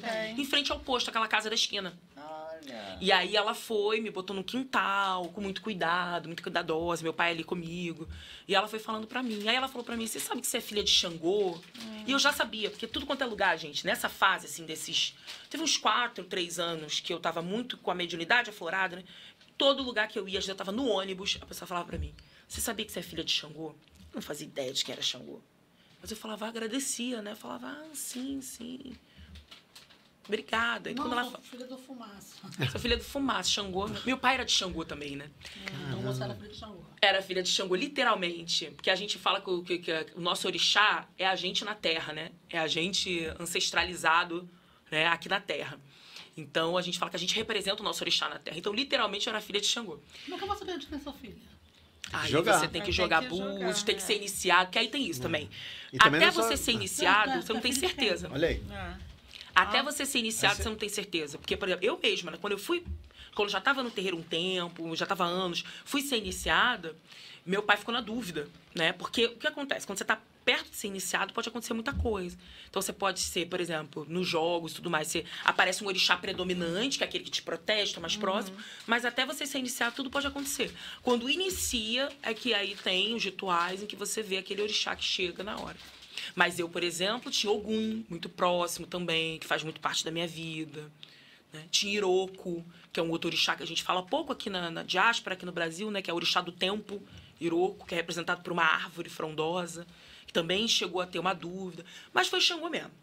E aí, ela falou, você é de Xangô? Ela falou, olha, não tem jeito, sua vida é no candomblé mesmo. Você se que o candomblé... identificou mais. Não, porque o candomblé tem uma coisa também muito bacana. Quando joga pra uma pessoa e vê que não é, porque nem todo mundo tem uma mediunidade, um destino, um propósito de vida que precisa necessariamente ser uma pessoa de terreiro, sabe? Porque o candomblé não tem isso, porque não tem essa coisa de você buscar fiéis, né? Não tem essa coisa proselitista de angariar fiéis. Então, vai quem quer, né? vai quem quer. Então, assim, tem pessoas que a pessoa que eu já vi mãe de santo jogar e fala, olha, não tem necessidade de você. Se você quiser vir, frequentar, você não... Eu não. Ela falou, ó, você vai ser iniciada, você tem uma trajetória dentro dessa espiritualidade, não tem jeito, né? Ela falou, tem uma herança familiar. Aí eu olhava pra cara do meu pai. Minha mãe tem razão, você tem que resolver, né? E é uma herança muito paterna mesmo, né? Dessa ancestralidade dele, da família. E ele mais. tomou e fez o que sua mãe falou? No início, sim. Depois ele já... já se encontrou. Não, e depois também queria que eu fizesse as coisas que ele quisesse, do jeito que ele fizesse. E aí também eu já comecei por um outro caminho. Mas enfim, eu encontro o meu terreiro mesmo, que eu fui iniciada, que é aqui na ilha, lá no Morro do Barão, que é a comunidade das praias, ele no Morro do Barão, por causa dele, foi no aniversário dele, uma amiga dele, eu tava procurando um terreiro pro meu namorado na época, e o meu namorado tava procurando um terreiro, e meu pai, essa fulana é de um terreiro aqui na ilha, apresenta aqui pro seu namorado, eu apresentei. Aí ela falou, vai lá na casa do meu pai, vai ter um amalá é comida de Xangô, que é quarta-feira, uma comida com quiabo, carne, gostosa. E aí a gente foi. Quando cheguei lá, eu fui só acompanhar meu namorado. E foi isso. Foi no aniversário do meu pai. Assim, a gente depois vai fazendo essa retrospectiva, vai falando, gente... Porque foi tudo através do meu pai mesmo, né?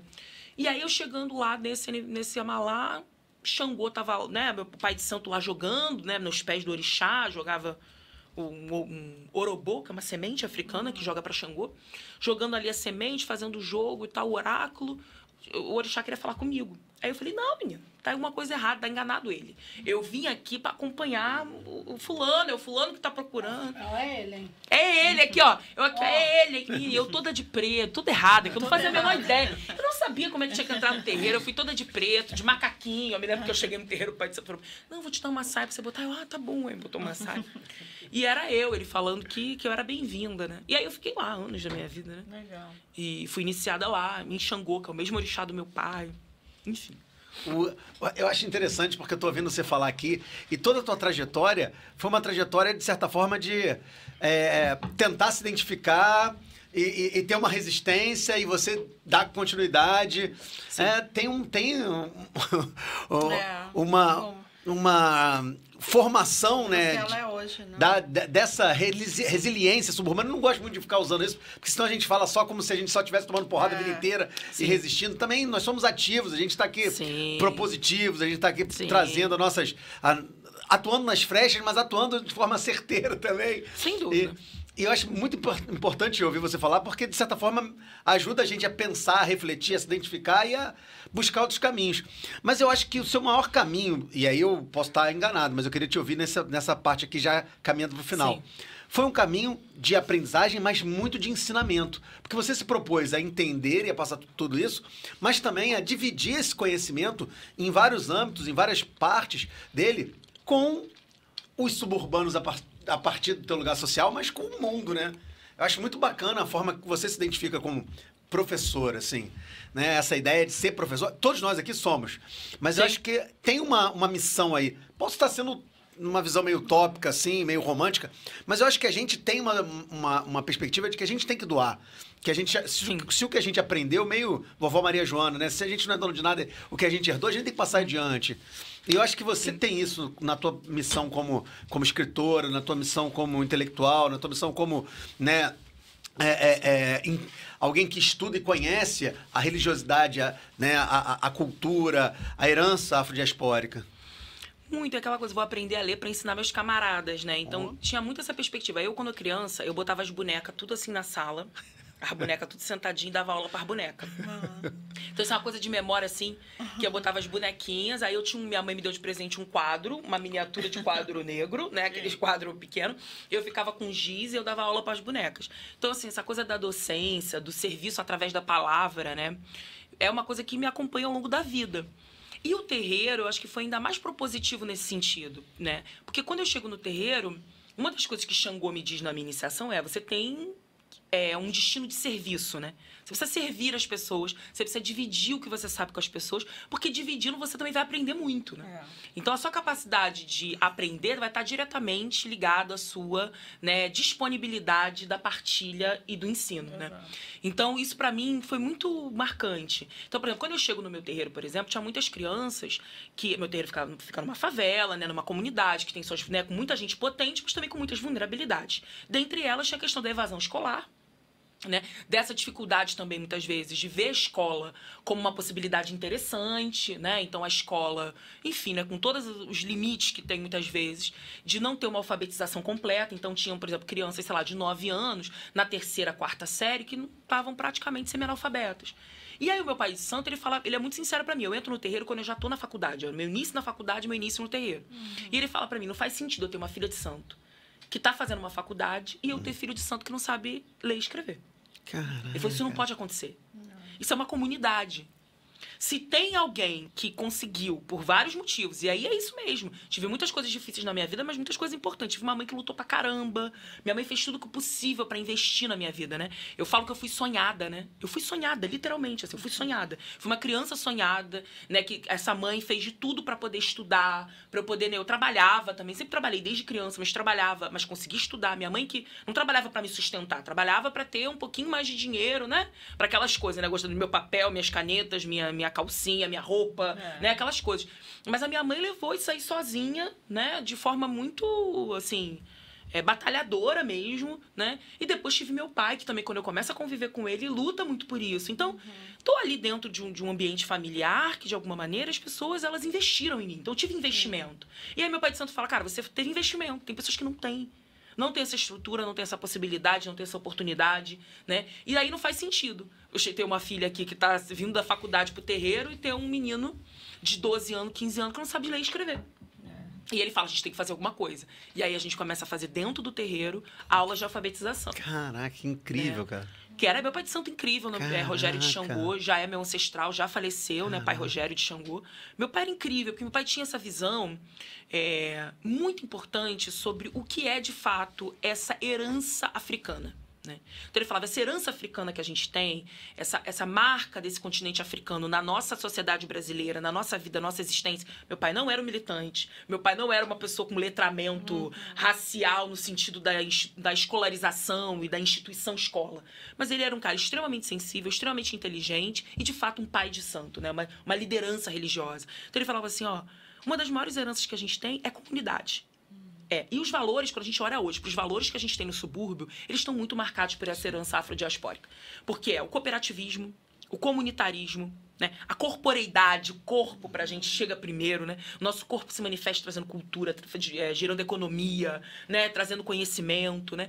Então, isso tudo, a circularidade, que a gente troca, essa coisa da feira, né? Sim. Eu não tenho laranja, você tem banana. Então, me dá a banana, eu te dou a laranja. Você não faz cuscuz, mas eu faço a tapioca, né? Aí o outro não tem o caldo de cana, tem o pastel, o outro tem o ovo. Então, essa coisa da troca, da gente sentar em comunidade, a gente circular. Isso são valores muito importantes pra gente, né? Que, diante dos desafios, é isso que ajuda a gente a estar de pé.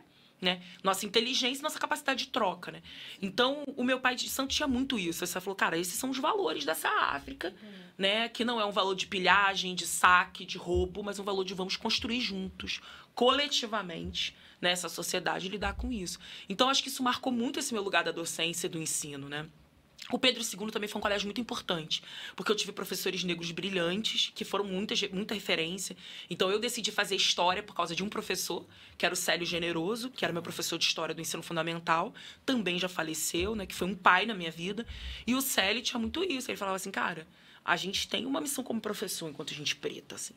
Porque a gente tem uma questão para lidar, né? Que é essa desigualdade enorme. As nossas crianças, a maioria, né, evadirem muito da escola, ou não conseguirem chegar na escola, né? E o tanto de coisa que a gente não sabe sobre a gente. Porque aí você vê, se olhar para minha vida, é uma jornada para se autoconhecer, Sim. né? Para se descobrir, para pertencer, né? Que é um caminho, uma jornada muito comum também, né? Para pessoas negras, né? Não só, mas também, né? Gerando uma educação que a gente não aprende sobre história africana. A gente não aprende na escola, na nossa formação, pelo menos da escola básica, a gente não aprende sobre a contribuição das populações de matriz africana, de África e também da diáspora, né, de tantos outros países que receberam uma quantidade massiva de pessoas africanas para o patrimônio da humanidade. A gente não aprende isso. A gente não aprende tudo que a gente criou de tecnologia, tudo que a gente criou. A gente aprende o quê? Um povo que ficou lá sendo escravizado, apanhando no tronco. Um dia veio a Santa Princesa Isabel, veio a abolição e resolveu tudo. Essa é a história que é contada, né? E agora, você já no restaurante, né, tem sempre alguma coisa da escravidão para enfeitar o restaurante, né? Eu acho isso absurdo. Teve um restaurante que estava para enfeitar. Eu falei, não é nem enfeite, não, gente. Tem que estar no museu. Que aí tem as mucamas lá servindo, papel de parede, né? As mucamas servindo. A gente tem turismo, né? Em fazenda de café que você pode ter uma experiência de colonização, né? Que é ou você ser uma sinhazinha. Falei, gente, a casa grande, né? Falei, gente, que coisa, né? Então, acho que eu trouxe muito isso pra vida, assim, né? E aprendi muito. Você vê muita no Zona Sul, né? Babá, né? A babá, gente, branca, a nossa, atrás da senhora, né? A nossa sociedade patriarcal dá na nossa cara todo dia, a gente só não enxerga porque não quer, né? Pô, é elevador de serviço, é ônibus lotado, é blitz, porque onde majoritariamente a gente tem uma necropolítica funcional de Estado. Então a gente... eu acho muito importante te ouvir falando, Carol, porque assim, hoje não vá no de serviço. Se o social tem dono. Não. E aí o samba fez mais pela gente do que a nossa intelectualidade durante um bom tempo, né? Do que a nossa intelectualidade acadêmica, por exemplo. Eu já passei por isso uma vez, quando eu estava me formando, né? Eu fui dar aula de matemática no prédio maravilhoso lá no Flamengo, né? Sim. E eu vou entrando normalmente, como eu sempre entrei, no elevador. Ele falou, não é esse não. É o de serviço. Isso tu branca, assim. Eu branca. Se fosse preto, tu ia ver como é que é assim. Não, nem serviço, papel de escada. Assim eu falei assim, gente, como assim é de serviço? Porque você ia dar uma aula. Porque eu nunca estive nesse lugar. Nunca. Sim. Eu nunca estive nesse lugar. Então, pra mim, foi... Imagina você estar sempre nesse lugar. E te ouvir, Dandara, é muito significativo, muito importante, porque assim, é uma autorreflexão. Eu sempre acho muito válido escutar, evidentemente, as suas falas, mas acho muito pedagógico para mim. Pedagógico em termos de pensar o meu privilégio branco, de pensar e saber até que ponto a gente atua efetivamente como alguém que luta, né, para contribuir com o seu autoaprendizagem, com a luta, né, cotidiana contra o nosso racismo estrutural. Mas acho fundamental te ouvir também para que a gente tenha referências e saiba que essas referências são do nosso cotidiano, né? Sim. E estão dispostas. A tua generosidade, que é uma generosidade tipicamente suburbana, ajuda a gente a entender e a refletir sobre isso. E uma outra coisa que você falou, e eu fiquei pensando aqui enquanto você estava falando, olha como é impressionante. Eu fiz uma faculdade de História também, fiz uma faculdade de História no FRJ, que é considerado um lugar de referência, e eu não tive. Tudo bem que eu me formei antes da 10.639, me formei, né? Na verdade, antes não, no ano dela. Mas a única cadeira de História da África que tinha era eletiva, dada pelo professor Silvio de Almeida, que, na verdade, era um especialista muito mais em História da favela do que de História, né? Sim, e olha como é impressionante pra gente. E a gente vê isso como professor da rede pública se reproduzindo, o descumprimento da lei, né? A gente vê a falta de formação, e a gente vê que muitas vezes a gente... Não tem isso, não. Felizmente... Não, mas é uma exceção. E aí, felizmente, graças a professores como a Carol citou, graças à atuação dela, graças à luta do movimento negro, acima de tudo, né? Desde Abdias, desde do TEM, desde toda a história do movimento negro, hoje em dia a gente tem, né, a possibilidade e a cobrança de que isso aconteça. Mas eu acho, não sei se eu tô... Em regra geral, não tem, não. Eu acho que ainda é algo... Isso chegar em casa, um trimestre inteiro estudar sobre isso, e aí no segundo trimestre dar sobre mas o Pedro II, Valete. Mas é o que a gente está falando em regra geral nas escolas. Não, na regra geral não tem, mas eu acho tão bonitinho que nem em particular não tem isso, né? Não.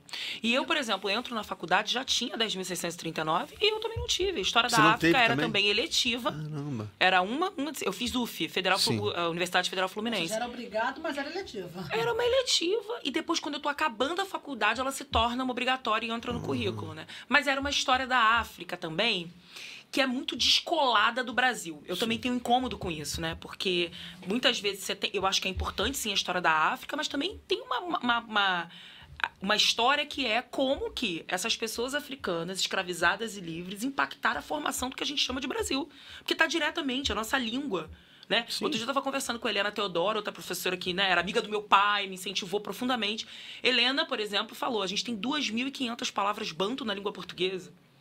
Né? Grande parte das coisas que a gente conhece, como geografia, arquitetura, vem dessa herança africana. E a gente não tem essa história, né? A própria formação dos subúrbios, você sabe que você fala disso brilhantemente, Rafa, quando você vai falar de história dos subúrbios, o quanto que essas pessoas, né? O nome das ruas, o nome dos bairros, a configuração geográfica está muito marcado por essas contribuições africanas e indígenas. Que a gente não tem essa história contada. Primeiro que a gente não tem história do subúrbio também, nem na faculdade e nem na escola básica, que é um absurdo, né? E aí a gente não tem essas diferenças, né? De entender do porquê que aquilo é o rio tal, porquê que a rua é tal. E a gente tem um marcador aí muito profundo, né? Então, na verdade, quando a gente fala de história afro-brasileira, de as contribuições africanas, é conhecer a nossa história de todo mundo. Todo mundo tem uma parte roubada da sua história, que tá nessa história, né? Sim. E que nos ultrapassa, perpassa e que contribui com todo mundo. Todo mundo ganha os benefícios das contribuições africanas. O que seria da nossa vida sem samba? A gente pode até não gostar enquanto gênero musical, pode não gostar de ouvir, mas o que seria da nossa vida enquanto Brasil sem a história do samba? Né? O que seria sem o jongo? O que seria sem as macumbas? Né? O que seria sem essas mulheres pretas quituteiras, quitandeiras, sem as tias, sem as nossas tias do subúrbio, dos teus quintais que fazem samba, sarau, comida, empreendedorismo. Hoje, quando a gente vê a maior parte das empreendedoras negras no Brasil, né? A maior parte do empreendedorismo no Brasil é de mulheres. E a maior parte dessas mulheres são negras. A gente está falando dessa história, né? Para a gente entender o que a gente vive hoje, como que a gente está hoje nessa sociedade, a gente tem que entender essa história, né? Tem que entender a configuração desses bairros, dessas pessoas, o que elas trouxeram. Por exemplo, eu estava vendo outro dia, até um livro da Inaê Lopes, historiadora, ela estava falando que o Rio de Janeiro não é a pequena África, o Rio de Janeiro é a grande África. Né? O que a gente chama hoje de pequena África não tem nada de pequeno, e não é da Praça 11 até a Praça Mauá, é muito maior. Né? Que é uma história ainda muito encoberta, porque precisou a gente achar ossada, literalmente. Os mortos se desprenderem da terra, o osso vir para a superfície para a gente contar essa história. Da zona portuária, por exemplo, do Cais do Valongo, contar mais essa história. A gente teve a primeira experiência de democracia que a gente tem no Quilombo Pedra do Sal. Que as pessoas escravizadas e livres faziam um sistema ali de votação para poder decidir algumas coisas, eles faziam assembleias para poder se organizar e votar em algumas decisões que precisavam ser cumpridas ali para o pessoal que ocupava aquela região. Isso a gente ainda vivia no Império. Mas a gente já estava tendo uma experiência de democracia. Então, assim, quanta coisa a gente aprendeu com esses povos africanos e indígenas. Eu acho que dos indígenas a gente ainda fala menos ainda. Verdade. Menos ainda, né? O que a gente aprendeu e que hoje a gente valoriza tanto, a gente fala que tá na nossa Constituição, tá nas nossas leis federais, né? Tá, e que a gente não diz de onde vem essa história, com quem a gente aprendeu essa história, quem estava lutando ali, por exemplo, Quilombo. Quilombo nunca foi um lugar só de preto. Quilombo era um lugar para acolher todo mundo que era marginalizado na sociedade. Quilombo sempre foi um espaço plural, né? De organização comunitária, né? Então, hoje, quando a gente pensa nas nossas favelas, nos nossos subúrbios, da forma das nossas famílias extensivas, a gente aprendeu isso com Quilombo, né? A gente aprendeu isso com esses espaços, né? Então, e que é totalmente fundamental para nossa existência, né? Então, e outra coisa também que eu me preocupo muito, Rafa, que eu acho assim que Dandara Suburbana tem muito a ver com isso, que é também como a gente pode levar esse conhecimento de maneira lúdica, como um bom papo reto, porque eu acho também que até que eu fico muito preocupada com isso. Esse conhecimento precisa ser acessível. Esse conhecimento não pode ser só para quem tem um nível de escolaridade tal, que domine só aqueles códigos de fala e de escrita, que vai acessar dissertações, teses. Não, esse conhecimento tem que estar disponível para todo mundo. E a gente tem que dar um jeito de desdobrar isso. Quando eu crio a tarefa Palavra Terapia, é muito isso. Eu falo assim, cara, eu preciso ter um lugar para dar meus cursos e minhas oficinas, que eu não precise passar por um crivo, né? Que seja esse do acadêmico, que tem uma linguagem específica. Eu falo que tem uma magia, né? A universidade tem uma magia, que é um código específico, um jeito de falar, um jeito de escrever. A gente precisa democratizar o acesso. Quebrar essa sociedade de corte. As pessoas entenderem o que você está falando, né? E comunicar amplamente. Fala um pouco desse teu projeto aí. Mais. A Ataré é uma comunidade de incentivo à escrita criativa. Eu falo que é criativa, política, terapêutica, né? Porque a escrita também é muito terapêutica. Foi muito terapêutico para mim, né? Para me ver, para exercitar esse lugar da fala pública, para exercitar esse lugar de se posicionar no mundo, né? De não se encolher diante da violência. Então, treinar essa nossa oralidade, a nossa escrita, a palavra é muito importante, né? Relaborar as memórias de dor também, que a escrita ajuda a gente, movimentando o nosso corpo. Então, a ideia é tirar a escrita do pedestal, colocar a escrita, dizer, eu falo assim, gente, tira a escrita do pedestal, a escrita tá aqui, ó. A escrita tá no papo reto, a escrita tá na feira, tá na rua, a escrita tá na pracinha, né? E a partir disso a gente poder se fortalecer nossa palavra. Também ter uma escrita que seja outra escrita, que sejam referências nossas. Então eu falo que a nossa escrita suburbana, a nossa escrita periférica, favelada, né? Nossa escrita negra, ela é muito marcada pela oralidade. Ela é muito marcada pela sensorialidade. Então aquela escrita que tu tá vendo o autor falar que tá comendo a comida, tu sente o cheiro da comida, aquilo te remete a uma memória afetiva, né? Então que é muito importante pra gente essa escrita sensorial, essa escrita que eu falo que ela tem corpo, né? Não é um negócio abstrato, só conceitual. É algo que a gente se identifica, que a gente se vê, que tem um marcador de linguagem, que é uma linguagem nossa. A língua portuguesa, com todas as suas regras, ela não é falada, a gente não fala língua portuguesa. Eu gosto que a Lélia Gonzalez, ela fala que a gente fala português. Porque, na real, no nosso dia a dia, a gente não fala você está, a gente fala você tá. A gente tira os infinitivos verbais dos verbos, né? O nosso problema, que a gente fala problema, que é Flamengo, que é porque os idiomas africanos não tinham L. O L inexistia, então essa marca do R pra gente é muito forte, né? Lélia Gonzalez fez essa pesquisa, não é coisa de gente burra ou ignorante, mas a gente tem um outro jeito de falar, de se posicionar. Então é muito importante também pensar numa escrita que acolha a diversidade do que a gente é, acolha a nossa existência de forma profunda, né? E fazer com que cada vez mais gente conte a sua história. Eu tenho essa perspectiva de que, quando a gente conta a nossa história pessoal, a gente está contando a história do nosso bairro, a gente está contando a história do nosso país. Porque quando a gente conta e a gente partilha, a gente vai vendo que todo mundo vai se identificando. Pessoas muito diferentes se identificam. Eu fico brincando isso nas oficinas de escrita, que às vezes as pessoas falam assim, por que você não faz oficina só para pessoas pretas? Eu tenho oficina que às vezes eu faço só para pessoas negras, mas no geral eu deixo muito aberto. Porque não necessariamente os encontros das histórias e narrativas, eles têm esses marcadores. Os marcadores são importantes, sim, geralmente. Pessoas negras têm histórias muito semelhantes, né? Principalmente em relação ao racismo. Mas tem tantas outras histórias que nos compõem que às vezes você se identifica com alguém aparentemente totalmente diferente, mas que tem um corre, uma história muito semelhante, né? E isso é muito importante, porque a gente conta a nossa história, aprende a contar a nossa história, a gente conta a história do nosso país, a gente cria uma narrativa afetiva, né, e de memória, porque a gente tem um problema com memória, que o que a gente tem, os arquivos oficiais de memória, não tem essa história. A gente cria essas memórias, a gente fortalece a nossa autoestima, porque a gente aprende a dizer quem a gente é, que é fundamental. Eu fico brincando, quando eu cheguei na militância, assim, mais formal, né, eu não sabia a história do meu pai, eu não sabia a história dos meus avós, mas eu tava lá querendo saber a história da África. E eu fico brincando, falando, gente, de repente a gente começa do miudinho, entendeu? Sim. Da pedrinha, do chãozinho de caquinho vermelho. Porque essa história das nossas famílias, elas trazem a história do nosso país, elas trazem as configurações de histórias, de divisões, de desigualdades, e de potências, de tecnologia, de criatividade, que são o que a gente tem no país. Então eu sempre falo, a gente começa do nosso próprio corpo, do nosso chão, do nosso quintal, para a gente chegar até um continente muito distante pra gente muitas vezes, que a gente às vezes nem conhece. Eu não conheço a África, né? Mas eu conheço a África, né? Então eu não conheço de pisar lá na África, mas eu conheço porque essa história tá no meu corpo, tá na minha história, tá na minha formação. Quando eu olho pra história do meu pai, né? Quando eu olho pra essa história dessa família, né? Eu consigo enxergar essa história africana. Mas ao mesmo tempo é um outro continente, com passagem de aviões caríssima, porque propositalmente, porque é próximo territorialmente, mas aí coloca umas escalas em outros lugares totalmente distantes, aí você demora horas e horas. Sem voo direto. Propositalmente não é feito para ser turístico pra gente, né? É muito mais fácil a gente ir pra Europa, por exemplo, né? E quando é turístico é para ver o legado do colonizador europeu na África. É isso, né? E, então, para mim, é muito importante isso. A gente olha para a história da nossa família, olha para quem a gente é. Eu demorei muito tempo para me conectar com essa minha família paterna, né? E a minha própria família materna, muitas lacunas, né?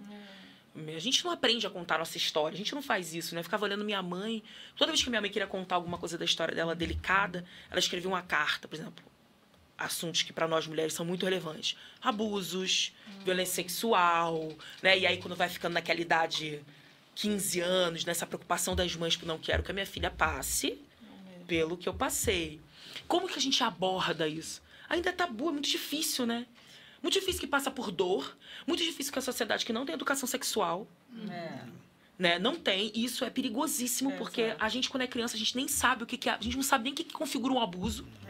Porque a gente não tem essa história contada. E aí, essa coisa da poesia erótica é muito isso também. A gente precisa falar sobre corpo. A gente precisa falar sobre o que é esse toque, né? A gente precisa trazer de maneira lúdica. Eu gosto muito da poesia, porque eu acho que a poesia faz isso de maneira lúdica. E também sensibiliza mais as pessoas do que um discurso mais político, professoral, que por vezes a gente tem, é maravilhoso, mas como que a gente chega nas pessoas? Como que a gente alcança as pessoas? Eu gosto de apostar na poesia, porque eu acho que a poesia tem algo que às vezes você nem entende direito o que tá falando ali, mas você sente. Te atravessa, né? Te emociona, te toca, né? Então... E essas histórias a gente não tem. Minha mãe escrevia. Minha mãe, pra contar que ela tinha sido... Por que ela tava não querendo me deixar sair de casa quando eu fiz 15 anos? Por que ela não queria que eu namorasse, aquela coisa... E ela tava muito severa, a gente brigava muito, ela não queria deixar eu ir numa festa com a minha família. E eu sem entender. Aí ela escreve uma carta um dia pra contar que ela sofreu um abuso sexual exatamente nessa idade, né? Exatamente. De um amigo do meu avô. Porque é sempre isso, né? O amigo da família, né? Quando não é a própria família. E aí ela conta pra falar, pra se humanizar também, né? Que é isso também, né? Que eu acho que é muito importante. Eu tenho um trauma. E a última coisa que eu quero é que você viva isso, né? E eu tenho medo. E ela falava, eu tenho medo. Né? Como é que é esse teu projeto na prática? As pessoas como é que é na prática? As pessoas se inscrevem? Eu só vou pegar um gancho para falar uma coisa. Racine, não sei se você consegue colocar a página, pode ser do Instagram, né? De repente é o Instagram da Dandara Suburbana, se você conseguir, porque a Dandara sempre está divulgando tudo lá, né? Eu acho que lá tem link. E toda vez que ela vai abrir um curso, novas turmas, ela começa a divulgar com antecedência. Para as pessoas saberem. Perdão te interromper, porque eu acho que a gente vai tentar abrir e botar aqui também. E também aproveitar para dizer... Enquanto a gente vai abrindo, enquanto a galera tá procurando, só para deixar claro que você que assistiu até agora, eu sempre esqueço de fazer isso, ainda bem que você me lembrou. Você que assistiu até agora, primeiro, não deixe de se inscrever, compartilhar, seguir essa mulher. É importante saber que a gente tem toda essa pluralidade, essa potencialidade. Eu prometi que não ia ocupar ela tanto tempo, daqui a pouco vão bater de novo em mim. A gente não consegue parar de ouvir ela aqui. E é muito bom saber que ela é suburbana, tá? Então não adianta não, é nossa, tá aqui com a gente. É nóis. Mas é muito bom te ouvir falar, cara. É muito bom aprender contigo. Mas eu tô falando tudo isso pra dizer que você que assistiu aqui e se inscreveu, não deixe de compartilhar os episódios anteriores. E aí fica uma dica, já que a gente tá falando de samba e samba suburbano, quem tiver até aqui, vai lá no episódio do Abel Luiz, do Loucura Suburbana. Um cara importantíssimo pra nossa cena do subúrbio carioca também, que veio aqui, passou por um papo maravilhoso. Mas... quando é que tem a próxima turma e como é que as pessoas que querem acessar, chegar no curso, conhecer tua pesquisa, teu trabalho, tudo faz? Então, eu tenho feito muitos cursos, aí eu geralmente boto temas, né? Tem curso, por exemplo, agora em maio eu fiz muito Escrever a Mãe, que é uma oficina que eu tenho falando muito de mãe, que atravessa a minha história, e aí assim, exercitar essas histórias maternas, familiares, né? E ao mesmo tempo também pensar nessa conjuntura nacional e internacional. Agora, eu tenho feito muitas parcerias com o Sesc, aqui do Rio de Janeiro, e outros Sescs também. O que é muito interessante, porque o Sesc me contrata e eu consigo ofertar as oficinas gratuitamente.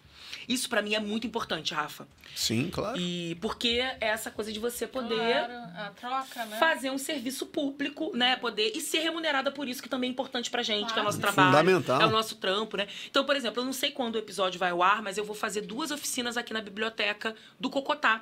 Olha, quando é? Pública do Cocotá. Eu tô pra ir lá, o Pedro quer ir lá. O filho da Valéria. 15 e 22. Agora de agosto? De agosto, 15 e 22 de agosto. Então, 15 e 22. na semana, final de semana... Peraí, calma aí.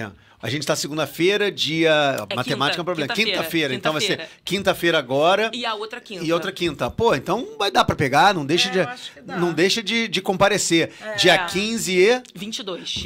Vamos botar aqui. E a inscrição direta lá no Sesc. É gratuita, tá no meu... Eu já botei, vou publicar nas minhas redes amanhã, né? E tem o linkzinho, mas também pode chegar, não tem problema nenhum. O Sesc, toda vez que você chega também, na hora, dá pra fazer inscrição. Eu não me importo com isso. Eu acho que o importante é a pessoa ir. O que também tem a ver com a revitalização das nossas bibliotecas dos subúrbios. Sim, fundamental. Né? Eu fiz um trabalho, por exemplo, em Ramos também, que foi muito legal, né? Porque as nossas bibliotecas do subúrbio acabam ficando sem investimento. Ela foi inaugurada agora, né? Reinaugurada, né? Foi reinaugurada, sim. eu vi.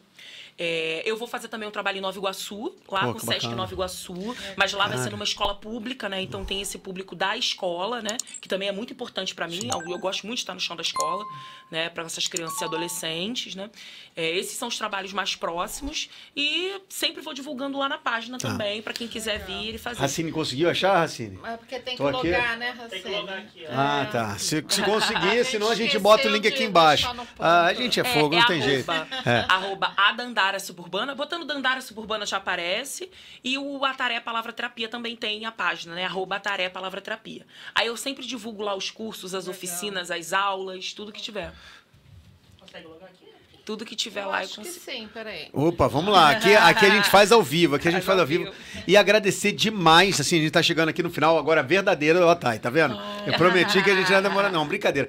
É porque é uma aula, né? A gente tem que ouvir. E é uma aula sem academicismo. É uma aula importante pra gente se ver, se reconhecer, trocar, aprender. Acessível, né, ao público, né? Não, a Dandara é sempre impressionante, é apaixonante ouvir ela falando assim. Ela fala.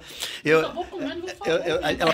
Ela tava falando do SESC, que eu lembrei disso, que na Ler tava assim, Elina Lucinda na frente e Dandara do outro lado. Cara, impressionante, cara. Eu não sabia o que eu fazia. Né? Eu falei assim, ô Sesc, eu tava na Ler, né? Festival do Leitor, que foi aqui na Praça Sim. Mauá, no Rio de Janeiro, né? Pra quem não conhece.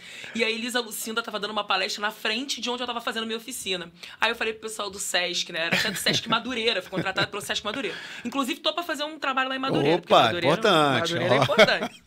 E aí, eu morri de rir, que eu falei assim, gente, pelo amor, vocês me botaram aqui na mesma hora da Elisa Lucinda, tô dando minha oficina ouvindo a Elisa ali, né?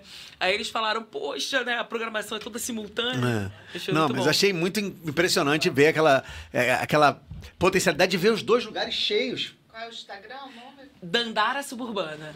Arroba a Dandara Suburbana. Vamos só botar aqui pra terminar, porque eu quero que a galera termine aqui, ó, seguindo, compartilhando, divulgando demais o Por trabalho da favor, Dandara. gente, é trabalho que- de formiguinha, né? A gente precisa de comunidade. Mas é bom, né, Dandara? Porque, assim, além de falar muito bem, você tem muitos espaços de fala. Então, é muito significativo, é muito importante, né? Ver uma mulher de rocha, ver uma mulher, né, que é sabedoria, distribuindo e socializando esse conhecimento aqui. É isso. Cara, eu acho isso incrível. Eu Eu fico- tenho Xangô até no nome, né? Que é Carolina Rocha, né? Aí É. eu ficava zoando, né? Até o nome tem uma pedreira ali.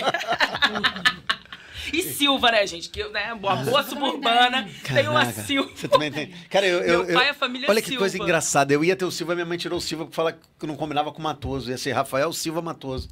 Aí eu Por quê? me... Não sei, não entendi. Silva matou. Ela não queria, falou que não combinava. Eu acho que Silva combina com não, Matoso. e é engraçado que, Acho que o Silva com que o Matoso, Miguel né? tem o Silva da mãe e o Matoso meu. Veio.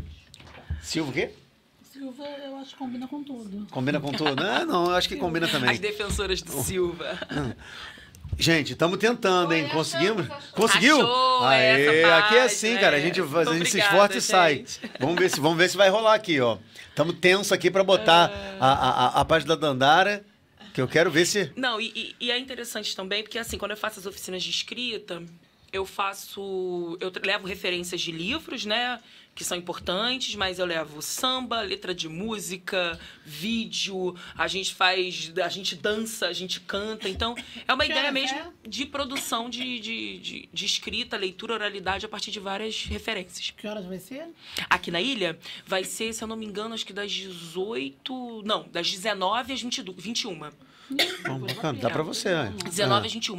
E eu tento sempre fazer à noite para aproveitar a nossa classe trabalhadora também, né? E as mães, que grande parte do meu público é de mulheres e de mães, né? Então também essa questão das mães também poderem... A oficina tá sendo online, tá fazendo online. Não, Tá essa fazendo aqui as- vai ser presencial. Não. É porque eu vi uma que você tinha divulgado há pouco tempo online. Sim, eu faço online e presencial, aí sim. depende da proposta, Tá. né? Por causa da pandemia, o online meio que ficou também, né? Olha só, caraca. Agora sim, ela.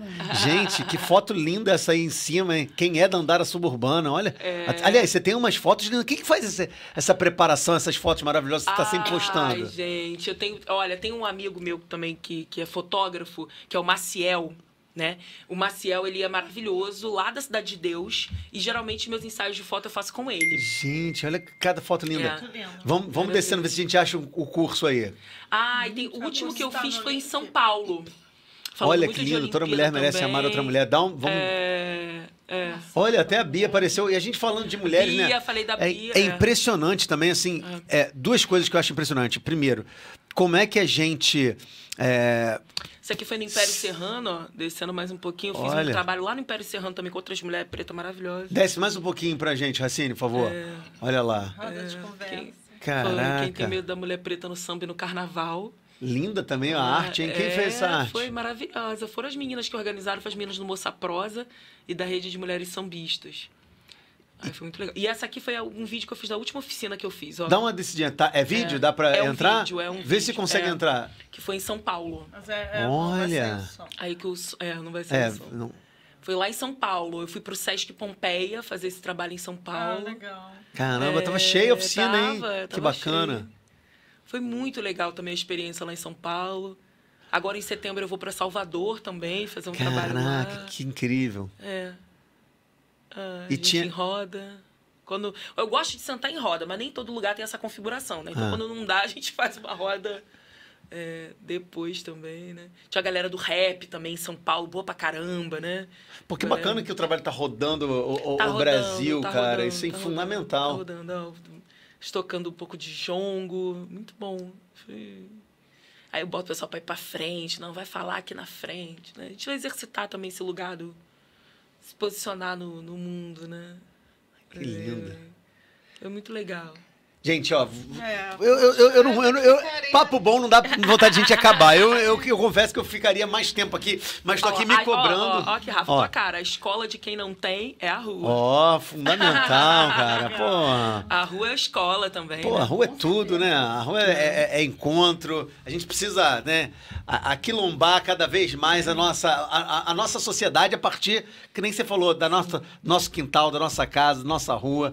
Gente, muita foto linda. Olha essa foto que bonita, assim, com os livros aqui. Que são minhas referências. Gente, caraca. São minhas referências. Inclusive, um livro que eu participei agora também, uma coletânea do subúrbio, né? Que é o Encruzilhadas Suburbanas. Pô, né? esse tá maravilhoso. Pela oficina Raquel. Isso que eu ia falar. Tem o nosso amigo Felipe Valentim. Sim, maravilhoso. Tem o Flávio Lima. Flávio Mota. Tem muita gente bacana. Foi o Pedro que organizou. Foi muito bom também esse livro. Conta um pouco da história do papai. Conta o enterro do meu pai, que foi, gente, enterro de suburbano. Gurufim. O Gurufim, ele não é qualquer coisa, né? Saiu a corte da União da Ilha do Governador, todo mundo, as passistas na frente, casal de porta-bandeira, mestre-sala, a bateria da escola de samba, cantando os samba da União da Ilha, levando o caixão. A gente saiu a pé da quadra e foi velado na quadra da União da Ilha até o cemitério do Cacuia. Caraca. Diferenciada na União. Sim, foi presidente da União, foi... Agora, quando ele faleceu, já era velha guarda, né? Mas meu pai foi presidente, foi co-chefe de ala, foi sócio fundador, enfim. Gente, agora acabamos, meu irmão. Acabamos. Não dá mais. Não, vamos brindar. Vou brindar até... Peraí. Cadê nossa cerveja, gente? Não tem uma cerveja pra gente brindar? Tem uma cerveja, pelo amor de Deus. Racine, abre aí que a gente não vai brindar, não vai terminar com bico seco aqui, não. Tem uma geladinha aí, vê se você consegue pegar uma... Tem até uma Amistel aí que já tava geladinha aí na porta. Pelo amor de Deus. E vamos beber nesse copo aqui mesmo. Tem mais uma aí? Pega isso. Mais uma aí. Não, então pega aquela que eu trouxe que eu vou beber ela. Não tem jeito. Eu quero, não vou sair daqui sem tomar. Olha aí. E vai beber no copo de água mesmo. Isso aí. É isso aí. É o nosso copinho... Aqui. Suburbano, nosso copinho de boteco. Garoto. O meu medo... É isso que eu falo. O meu medo é que tem vezes que eu não consigo abrir. Mas eu vou abrir. Vou fazer minha força me dá aqui. Que esse negócio é especialista mesmo. Tem que ser especialista? A gente é especialista em muita coisa. Mete aqui. Que isso? É um instante aqui, pá. Dá mole pra... Você quer Vai não, sabia lá. Tá, e cadê seu copo? Cadê? Não, a pessoa responsável vai dirigir. Eu gosto da responsabilidade que ele vai... Cadê assim, seu copo? Cadê? Garoto, chega aqui. Pô, tá de Uber, quem tá de Uber, eu tô de carona. Rouba um copo aí pra brindar com água com a gente. Chega aqui, tá. Dentro do buffet ali, ó. Não quer não? Então tudo bem. Estica só a mão aqui pra gente brindar junto, pô. A Thay faz parte também do Slam, né? Que é o movimento de poesia falada, que é super importante nos nossos subúrbios, gente. Será que Thay topa vir aqui com a gente? É isso aí, ela devia topar, porque ela tem... Thay, rola da gente marcar um dia pra bater um papo sobre Slam aqui? Vamos. Opa, ó. A gente tá no Papo de Subúrbio, em breve teremos slam aqui. Vamos fechar Teremos isso aqui. mototais, Galera, salve o subúrbio, salve a salve. ancestralidade. Salve. Axé. Opa. Bebendo os mortos e os vivos. E aí, gostou? Não se esqueça de dar uma força, curta, compartilhe, se inscreva e ative as notificações. Papo de Subúrbio, onde a cultura e a comunidade se encontram. Continue conosco, assista outros episódios e acompanhe nossas redes. Espalha pra geral. Vem!